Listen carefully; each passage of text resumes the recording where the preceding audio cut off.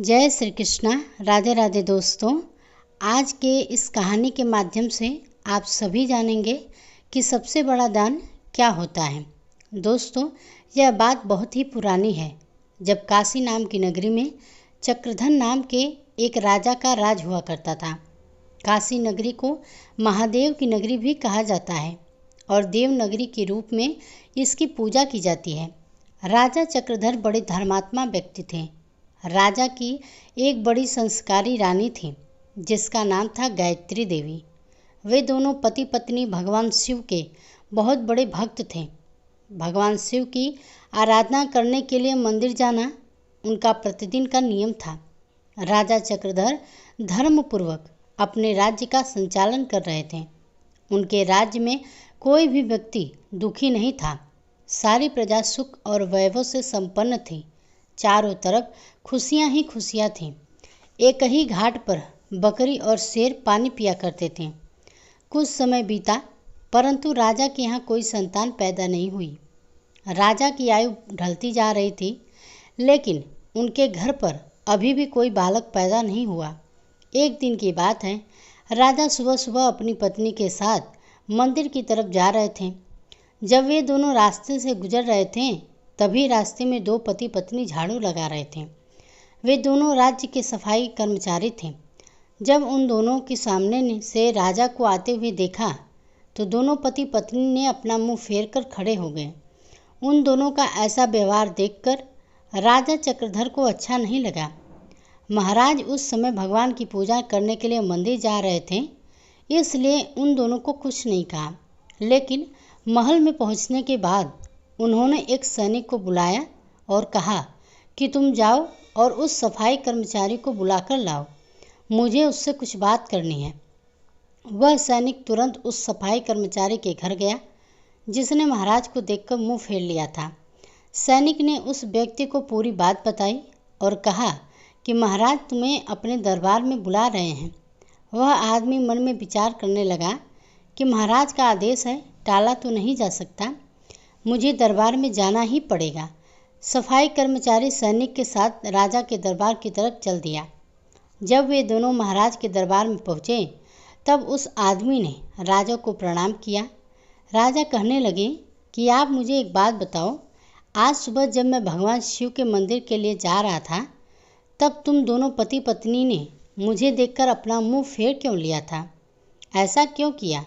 वह आदमी बड़ी ही निर्भीकता के साथ कहने लगा, महाराज आप भले ही मुझे मृत्यु दंड दे दीजिए तो भी मुझे कोई ऐतराज़ नहीं है, परंतु मैं सिर्फ सत्य ही बोलूँगा। महाराज आपके यहाँ तो बड़े बड़े विद्वान और पंडित हैं, अगर मैं गलत बात बोलूँ तो आप इनसे पूछिए। जो कोई भी सुबह सुबह आपका मुँह देख लेता है, क्या उसका पूरा दिन खराब हो जाता है कि नहीं? क्योंकि आप एक संतानहीन राजा हैं, इसलिए मैंने आपको देखकर अपना मुख फेर लिया था। राजा चक्रधर यह सुनकर बड़े ही अचंभित हुए। मन ही मन में वे विचार करने लगे, यह आदमी बिल्कुल सही कहता है। यदि नगर के राजा के पुत्र नहीं है तो यह अच्छा नहीं है। राजा ने उस आदमी को उसके घर भेज दिया और मन ही मन विचार करने लगे कि अब मुझे भगवान शिव के पास जाकर पुत्र प्राप्ति का यज्ञ करना चाहिए। ऐसा विचार करके राजा अपने महल गए और अपनी रानी से कहने लगे, हमारे नगर के लोग हमारा मुंह नहीं देखना चाहते हैं, वे हमें पसंद नहीं करते हैं क्योंकि हम लोग संतानहीन हैं। चलिए हम भगवान शिव के दरबार में चलते हैं और भगवान भोलेनाथ से प्रार्थना करते हैं कि वे हमें पुत्र प्रदान करें। यही विचार करके राजा चक्रधर और उनकी रानी गायत्री दोनों शंकर जी के मंदिर में गए और वहां जाकर उन्होंने पुत्र प्राप्ति का यज्ञ आयोजन किया। अब राजा रानी के पुत्र प्राप्ति यज्ञ करने के बाद भी उनके यहाँ संतान ने जन्म नहीं लिया। राजा का पुत्र प्राप्ति यज्ञ भी निष्फल हो गया। इधर जो भी यज्ञ करने वाला पंडित था, वह सोचने लगा कि आज तक मैंने जितने भी यज्ञ करवाए हैं, मेरा कोई भी यज्ञ निष्फल नहीं हुआ। लगता है कि राजा के भाग्य में ही खोट है। राजा के भाग्य में भगवान ने कोई संतान लिखी ही नहीं है, इसीलिए तो पुत्र प्राप्ति यज्ञ करने के बाद भी उनके यहाँ कोई संतान पैदा नहीं हुई। अगली सुबह जब वह राजा अपने दरबार में बैठा हुआ था, तभी वहाँ एक महात्मा आए और कहने लगे, महाराज, मैंने सुना है कि आपने पुत्र प्राप्ति के लिए यज्ञ किया था, लेकिन यज्ञ करने के बाद भी आपकी कोई संतान उत्पन्न नहीं हुई। राजन, आप ऐसा समझिए कि मुझे स्वयं भगवान शंकर ने भेजा है। मैं आपके इस दुख को समझता हूँ और मैं जानता हूँ कि आपकी संतान उत्पन्न ना होने के क्या कारण है। तब राजा कहने लगे, बताइए महाराज जी, आखिर मेरे यहाँ संतान उत्पन्न क्यों नहीं हो रही। तब महाराज जी कहने लगे, राजन, यह आपके पिछले जन्मों के कर्मों का प्रभाव है, जिसकी वजह से आपको एक ऋषि का श्राप मिला था कि अगले 7 जन्मों तक आपको कोई संतान उत्पन्न नहीं हो सकती। परंतु महाराज, यदि आप चाहें तो मैं आपको उस श्राप से मुक्ति दिला सकता हूँ। आपके घर में एक पुत्र पैदा हो सकता है। राजा उसी समय महात्मा के चरणों में गिर पड़े और कहने लगे, महात्मा जी, यदि आपने ऐसा कर दिया तो मुझ पर आपका बहुत बहुत उपकार होगा। तब महात्मा ने अपनी पोटली से कुछ चावल निकाले और वह राजा को देते हुए कहने लगे, राजन, आप इन चावलों को खीर बनाकर दोनों पति पत्नी खाइए। इससे अवश्य ही आपको संतान की प्राप्ति होगी। परंतु एक बात हमेशा याद रखिएगा कि इस पुत्र की आयु केवल 25 वर्ष तक ही होगी। जिस दिन यह बेटा 25 वर्ष का हो जाएगा, उसी दिन उसकी मृत्यु हो जाएगी। यह सुनकर राजा सोच में पड़ गए। सोचने लगे, चलो 25 वर्ष ही सही, कम से कम संतानहीन होने का कलंक तो मिट जाएगा। राजा ने कहा, जो भी हो महात्मा, मुझे पुत्र प्रदान कीजिए, क्योंकि गुणवान मनुष्य थोड़े ही समय में बहुत कुछ कर जाता है। जीवन भले ही थोड़ा हो, परंतु सत्कर्मों से युक्त होना चाहिए। तब महात्मा बोले, ठीक है राजन, तुम्हें पुत्र की प्राप्ति अवश्य होगी। और फिर वह महाराज को चावलों की पोटली देकर वहाँ से चले गए। राजा ने यह सूचना अपने राजपुरोहित और महारानी को दी। अब हमारे घर में बहुत ही जल्द पुत्र पैदा होने वाला है। राजा और उनकी पत्नी उन चावलों की खीर बनाकर खाई। अब धीरे धीरे समय व्यतीत हुआ और रानी गर्भवती हो गई। यह देखकर राजा के घर में खुशी का लहर दौड़ पड़ा। राजा बहुत ही प्रसन्न हुए। पूरी काशी नगरी में उत्सव मना गया और निश्चित समय पर महाराज के यहाँ पुत्र जन्म लिया। पूरे नगर में आतिशबाजियाँ की गई और नगर को सजाया गया। राजा ने अपने पुत्र का नाम रुद्र प्रताप रखा। धीरे धीरे रुद्र प्रताप बड़ा होने लगा। राजकुमार अपने पिता के तरह ही धर्मात्मा और ईश्वर का भक्त था। राजा का पुत्र बड़ी तेजी से बड़ा होने लगा। समय गुजरता चला गया। अब वही राजा इस बात से प्रसन्न रहने लगे कि उनके यहाँ एक पुत्र है। अपने पुत्र के लाड प्यार में वह यह बात को भूल गए कि उनके पुत्र की आयु मात्र 25 वर्ष की है। जब उनकी बेटी की आयु 16 वर्ष की हो गई, तब उन्हीं दिनों में की बात है, एक दूसरे नगर के राजा त्रिलोक सिंह की एक पुत्री थी। वह देखने में बहुत ही सुंदर और अप्सराओं जैसी लगती थी। वह एक परम सुंदर कन्या थी। वह कन्या बहुत ही दानशील थी। बचपन से ही उसे अपने माता पिता द्वारा धर्म के संस्कार मिले थे। वह प्रत्येक जीव पर दया करती थी। सुबह सुबह उठकर सबसे पहले वह पक्षियों को दाना डालती और अपने द्वार पर आए हुए किसी भी भिक्षुक और साधु संत को खाली हाथ नहीं लौटने देती थी। वह हर भूखे व्यक्ति को भोजन कराती थी। कन्या धीरे धीरे बड़ी हुई। तब उसके पिता तेज सिंह को पता चला कि काशी के राजा चक्रधर के यहाँ उनका पुत्र रुद्र प्रताप है, जो कि अब युवा हो चुका है और शादी के योग्य है। तो राजा ने सोचा कि ऐसी धर्मात्मा और तेजस्वी लड़की के साथ अपने पुत्र का विवाह करना चाहिए। राजा ने अपने बेटी का रिश्ता राजा चक्रधर के यहाँ पहुँचा दिया। राजा चक्रधर ने विचार किया कि मेरे पुत्र की आयु मात्र 25 वर्ष की है, मुझे इसका विवाह कर देना चाहिए। अगर यहाँ कोई पुत्र पैदा हो गया तो मेरा वंश आगे बढ़ता रहेगा। ऐसा विचार करके राजा चक्रधर ने अपने राजकुमार का रिश्ता उस कन्या के साथ तय कर दिया। कुछ ही समय के बाद राजकुमारी वैदेही का राजकुमार रुद्र प्रताप के साथ विवाह हो गया। राजकुमारी वैदेही बहुत ही प्रतिव्रता स्त्री थी। उसका एक नियम था, वह तब तक पूजन नहीं करती थी जब तक कि भूखे प्राणी को भोजन नहीं करवाती थी। धीरे धीरे समय गुजरता गया। इधर राजा चक्रधर को लगने लगा कि उनके पुत्र का अंतिम समय अब नज़दीक आ रहा है, क्योंकि उसकी आयु अब पूरी होने वाली थी। राजा तो पहले से ही जानता था, क्योंकि महात्मा ने उसे सब कुछ पहले ही बता दिया था कि आपके पुत्र की आयु सिर्फ 25 वर्ष की ही होगी। राजा ने यह बात किसी और को नहीं बताई थी। धीरे धीरे राजा की चिंता बढ़ती जा रही थी। जैसे जैसे राजकुमार की उम्र बढ़ रही थी, वैसे वैसे राजा और भी ज़्यादा चिंतित रहने लगे। जब राजकुमार की आयु मात्र 4 दिन शेष रह गई, तो राजा सोचने लगे कि अब मैं क्या करूं? मेरा बेटा तो 4 दिन के बाद मर जाएगा। पुत्र मोह के कारण राजा बीमार रहने लगे। वह अपने बेटे की मृत्यु के बाद सबको बताकर उन्हें चिंतित नहीं करना चाहते थे। अब तो राजा ने भोजन करना भी छोड़ दिया था। इधर जब वह दिन आ गया जिस दिन उनके पुत्र की मृत्यु होनी थी, उस दिन राजा सुबह से ही भगवान शिव के ध्यान में डूब गए। कहने लगे, हे भगवान, मुझे पुत्र के जाने का दुख सहन करने की शक्ति दो। विधि के विधान को तो कोई नहीं बदल सकता, वह तो होकर ही रहेगा। उस राजकुमार की पत्नी प्रतिदिन भूखे गरीबों को भोजन करवाती थी, पक्षियों को दाना डालती थी और रोज की तरह वह अपने धर्म कर्म के कार्यों में लगी हुई थी। इधर यमलोक में यमराज ने देखा कि आज राजकुमार रुद्र प्रताप की मृत्यु का दिन है, तो यमराज ने तुरंत अपने दूतों को आदेश दिया कि जाओ और अब से 1 घंटे के बाद राजकुमार रुद्र प्रताप के प्राण उसके शरीर से निकाल कर लाओ। इसके लिए तुम एक सर्प के पास जाकर उसे राजकुमार की मृत्यु के लिए प्रेरित करो, क्योंकि राजकुमार की मृत्यु सर्प के डसने से होगी। जब उसे कोई सर्प डसेगा तभी हम उसके प्राण हर सकते हैं। यमराज ने अपने दूतों से कहा कि जाओ और शीघ्रता से यह काम करो। 1 घंटे के अंदर ही राजकुमार के प्राणों को लेकर आना। राजकुमार की आज्ञा पाकर यमदूत राजकुमार के प्राण लेने के लिए चल दिए। उधर यमराज की माया से प्रेरित होकर एक सर्प के मन में विचार आया कि आज मुझे राजमहल में प्रवेश करना चाहिए और वहाँ पर घूमना चाहिए।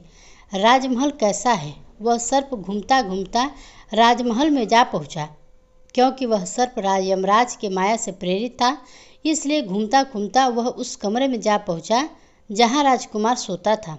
वह जाकर राजकुमार के बिस्तर में सिमट कर बैठ गया।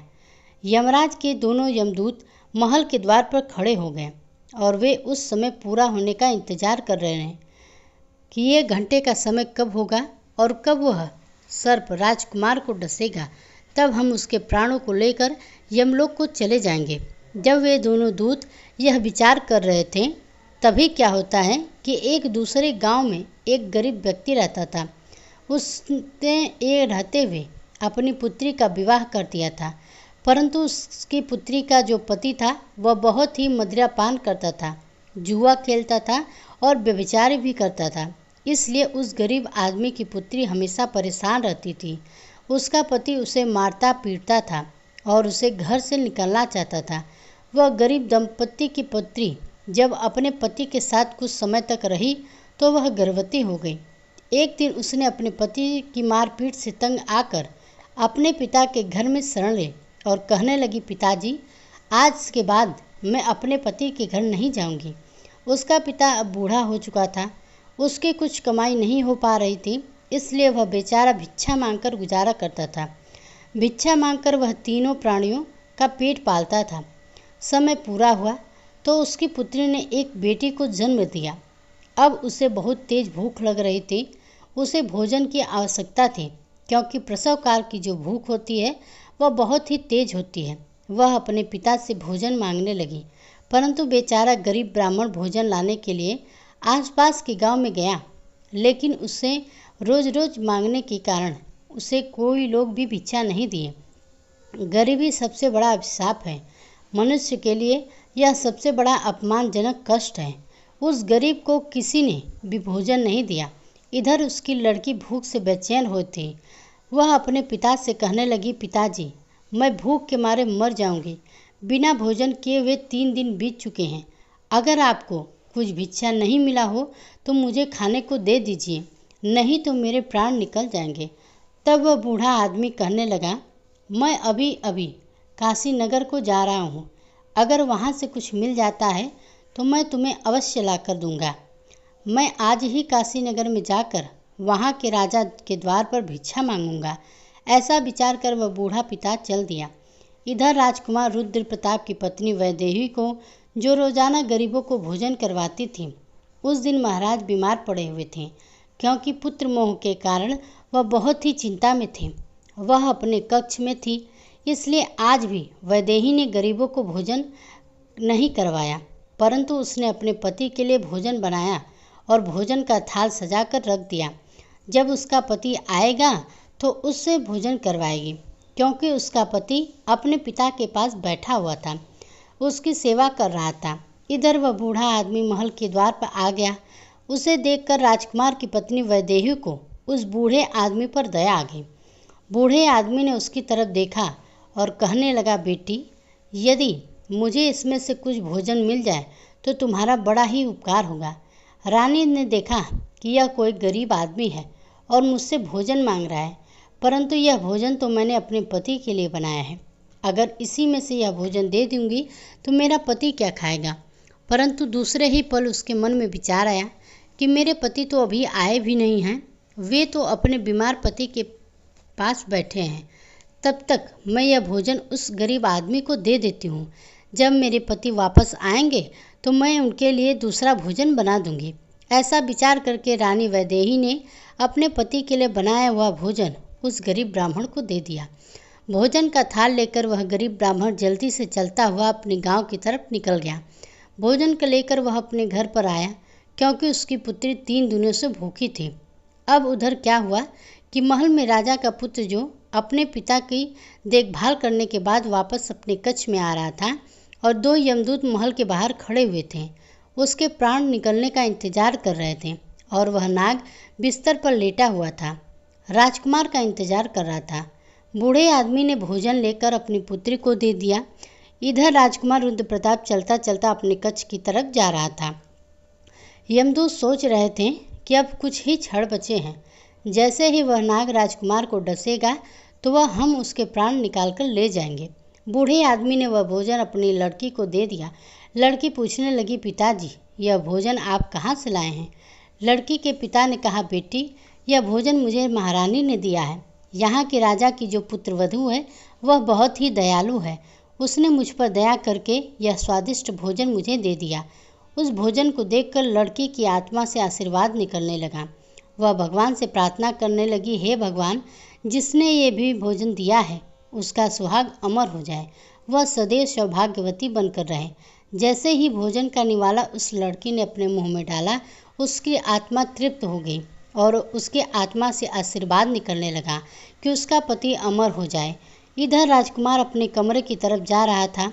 वहाँ पर दूत खड़े हुए थे, उसकी मृत्यु का इंतजार कर रहे थे। परंतु जैसे ही राजकुमार अपने बिस्तर पर जाने लगा, तभी वहाँ पर एक देवदूत प्रकट हुआ। उसने अपनी शक्ति से नाग को बेहोश कर दिया। नाग अब चल भी नहीं पा रहा था। उसने आगे बढ़ने की बिल्कुल भी शक्ति नहीं थी।